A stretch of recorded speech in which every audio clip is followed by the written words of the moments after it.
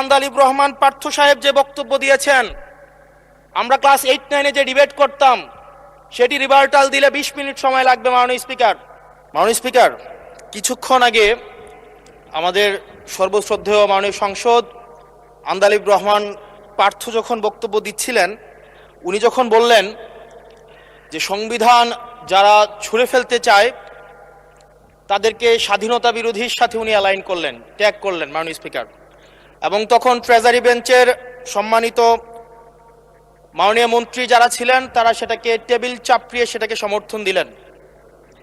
মাননীয় স্পিকার, গণতন্ত্রের জন্য যিনি আপোষহীন লড়াই করে গিয়েছেন বেগম জিয়া, উনি বলেছিলেন যেদিন জনতার সরকার প্রতিষ্ঠিত হবে, যেদিন এই পার্লামেন্ট জনতার সরকারের কাছে যাবে, এদিন এই সংবিধানকে ছুঁড়ে ফেলা হবে। ট্রেজারি বেঞ্চের যে মন্ত্রীরা ছিলেন তারা দীর্ঘদিন, তাদের সারা জীবন তারা বেগম জিয়ার সাথে রাজনীতি করেছেন। এই সংবিধান ছুঁড়ে ফেলার সাথে স্বাধীনতা যুদ্ধাপরাধীর অ্যালাইন করার যেটার হাততালি তারা দিয়েছেন, সেটির মধ্য দিয়ে বেগম জিয়াকে তারা মূলত অপমান করেছেন কিনা তারা সেটা ভেবে দেখবেন। আমি কোট করছি, উনি বলেছেন ৭২-এর সংবিধানের কিছু কিছু বিষয়কে ওনারা সম্মান দিয়েছেন।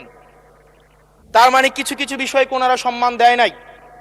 তার মানে এই অভ্যুত্থানের পরে এই সংবিধানের কিছু অংশ ওনারা মেনেছেন, কিছু অংশ ওনারা মানেন নাই। ওনারা কেবল ওই অংশটাই মেনেছেন যে অংশটা ওনাদের পক্ষে গিয়েছে,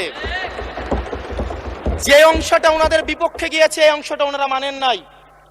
মাননীয় স্পিকার, এই ধরনের প্রকৃতি সম্পন্ন যারা আছে বাংলাদেশের পার্লামেন্ট যারা দেখছেন তারা সিদ্ধান্ত নেবেন, যারা কখনো কখনো কনফরমিস্ট, যারা কখনো কখনো রিফর্মিস্ট, তারা মূলত অপরচুনিস্ট। এখন আমি সংবিধানের কিছু কিছু ধারা মানব, কিছু কিছু ধারা মানব না। আমি কখনো কখনো সাংবিধানিক, কখনো কখনো আমি অসাংবিধানিক।